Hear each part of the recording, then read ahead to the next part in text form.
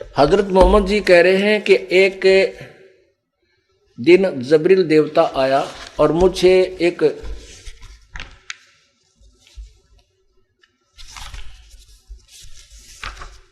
गधे से थोड़े बड़े जानवर पर बैठा कर ले गया, बुराक पर। और वहां कौन देखा?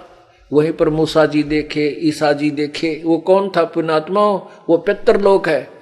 वहां वो स्वर्ग लोक है, एक तरफ नरक है उसी स्वर्ग में, एक तरफ स्वर्ग है, और उसके अन्य स्थानों पर दूसरी तरफ एक बहुत बड़ा पितर लोक है, जहां पर सभी ये पितर और भूत प्रेत बने हुए ऊपर वहां रह रहे हैं। पितर तो वहां ऊपर रह जाते हैं, भूत यहां धक्के खाते रहते हैं।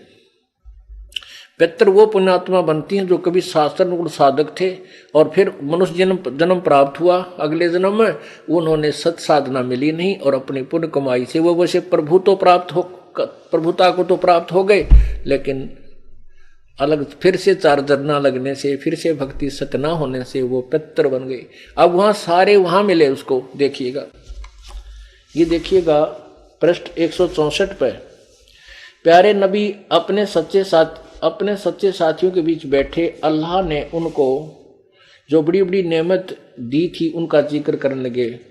बैतुल मरकदस से आकाश पर जाने का हाल भी सुनाया। वहां कुदरत ने जो जो जलवे देखे उनको भी बयान किया। आप हजरत मोहम्मद ने फरमाया कि इस तरह हजरत जबरील मुझे पहले आकाश पर ले गया। वहां इंसानों के बाप हजरत आदम मिले। उनका हाल यह था कि जब दाईं ओर देखते तो खिल उठते और हंसने लगते, और बाईं ओर देखते तो मारे गम के आंसू भर लेते, क्योंकि दाईं ओर उनकी नेक औलाद कर्म थे और बाईं ओर बद के। हजरत आदम अलैहि के ने आप सल्लल्लाहु यानी हजरत मोहम्मद को देखा तो बोले, तुम्हारा आना मुबारक है, हे नेक नबी, हे नेक बेटे।